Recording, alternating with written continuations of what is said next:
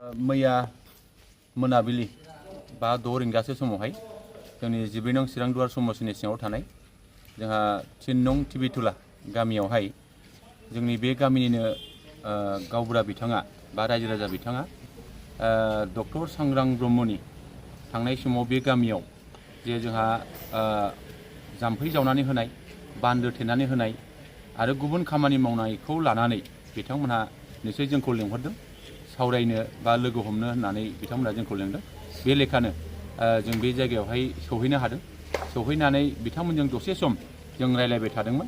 बे समावनो जोंहा इउपिपिएल दोलोनि जोंहा बे देवस्रिनि सिङाव थानाय जोंहा हपना हासदा, रामु किस्कु आरो सुमन हेम्ब्रम, सत सरेन आरो सुनिल मुर्मु बिथांमोनहा बे जों रायलायबाय थानाय समाव बिथांमोनहा जोंखौ गाज्रियै जोंखौ गाग्लोबनो नाजादों आरो बिथांमोनहा जोंनि सायाव गाज्रि बाथ्रा बुंनाय बे बाथ्राखौ जोङो बिथांमोनहा जोंनि सायाव बेबायदि बुंदों आरो जोंखौ बिपिएफनि जानानै केम्पेइन खालामदों होननानै बुंदों।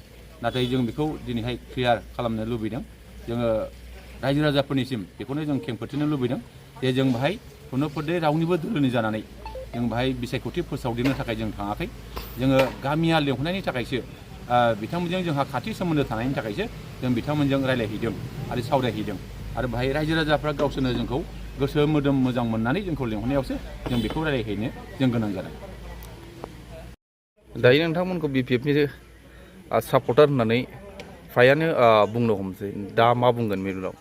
जों दासिमाव डक्टर सांग्रां ब्रह्मजों जेरैबायदि जोङो ज' गसंथानानै दङ बेखौ जोङो जेरैब्लाबो जोङो ज' जानानै जोङो दासिमबो गसंथानानै दङ आरो इयुनावबो जों गसंथालांगोन बेखिनिखौ जोङो सिन्था खालामदों। दासिमाव जोंनि बे डक्टर सांग्रां ब्रह्मनि टिमा जोङो दासिमाव रावजोंबो जोङो जइनिं जायाखै। जोङो इउपिपिएलआवबो थांफिनाखै, बिपिएफजोंबो जइनिं जायाखै आरो गुबुन दोलोजोंबो जों जइनिं जायाखै। दिनैसिमबो जोङो खौसेनो दङ आरो बे खौसेनि गोहोखौ जों लांबाय थागोन। दा दिनैहाय जोंखौ बायदि फोसावनो नाजानाय बेखिनिखौ जों नुदों जे मैयानि जाथायखौ लानानै गोबां गाज्रि माखासे बाथ्रा फोसावनाय बेखिनिखौ जों नुदों। आंनि सायावबो धमकि होनाय, गावनो नागिरनाय बेबायदि बाथ्राफोरखौ आङो मिथिनो मोन्दों आरो जोंहा माखासे भिडिअफोरनि गेजेरजों दिनै भाइरेल खालामनायखौ जों नुदों।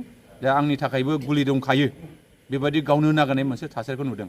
दा आं बेखौनो खावलायनो लुबैदों जोङो बिसायख'थिखौ जाहाथे बयबो गोसो होसारनानै गावनि दोलोनि फारसे खामानि मावनाया बे जागोन आरो बेखौ खालामनांगौ। बाय खुनु दोलोजों दोलो बा दोलोनि गेजेराव दावराव दावसि जानाय बा गाज्रि थासारि खालामनो नागिरनाय बिनिफ्राय जों बयबो गोजानाव थानांगोन। जोङो सान्थि भाबैनो जाहाथे जों बिसायख'थिखौ बारहोहरनो हायो बिनि थाखाय आं बयखौबो खावलायगोन।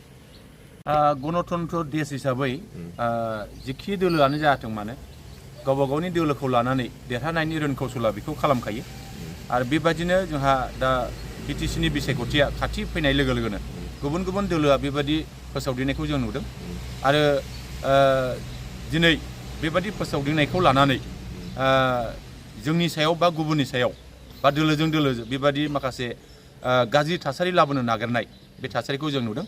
दा बेनिखायनो बैफोरबादि थासारिखौ नोजोर लाखिनानै जोंहा जिखिनि जोंहा प्रसासन जोंहा खुंथाय गोहोआव थानाय जायफोर जोंहा दिनै अफिसारफोर दङ बिथांमोनहा बिनि सायाव निस्सय गोख्रों नोजोर लाखिनांगोन आरो आङो दिनैहाय प्रसासननि फारसे आं गुरैयै खावलायबाय।